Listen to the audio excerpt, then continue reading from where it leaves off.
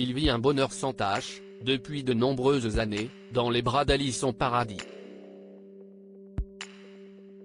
Guillaume Gouix a même accueilli, avec sa compagne, son premier enfant, un petit garçon baptisé Marcus, le 1er septembre 2015. Et puis un deuxième enfant né cet été, dont le sexe et le prénom sont toujours un secret.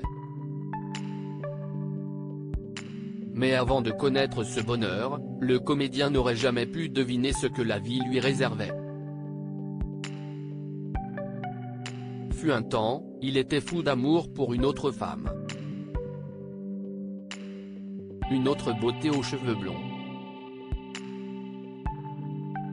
Une autre consoeur. L'ancienne élue de son cœur, une certaine Fanny Touronne.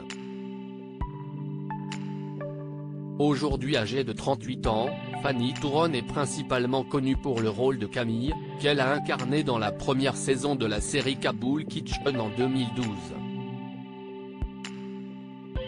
Également connue pour avoir été à l'affiche de la comédie Je me tue à le dire de Xavier Serron en 2016. Française, d'origine russe, née à Paris, où elle a vécu jusqu'à ses 11 ans, Fanny Touronne est devenue actrice en prenant ses premiers cours d'art dramatique au Conservatoire national de région de Nantes. Elle ne se contente pas de viser le petit et le grand écran. La pièce qu'elle avait créée en 2018, Un petit M2 pour exister, avait notamment été jouée au Théâtre des Déchargeurs pendant plusieurs semaines. Je pense que c'est une bonne chose pour un acteur d'être discret sur sa vie privée pour avoir davantage de détails sur le côté privé de cette relation. Bon courage à vous.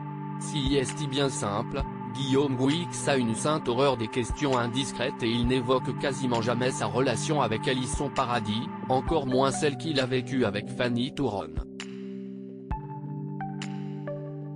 Alors si vous vous aventurez à le questionner à propos de son fils Marcus, 7 ans, attention les yeux. Peut-être que ça vous intéresse, mais je n'ai pas envie de vous parler de mon bébé, expliquait-il de but en blanc au journal du dimanche. J'ai mis l'idée que ma vie m'appartient. Il y a plein d'autres choses à raconter. Et puis, au-delà d'une certaine pudeur, je pense que c'est une bonne chose pour un acteur d'être discret sur sa vie privée. Le message est passé.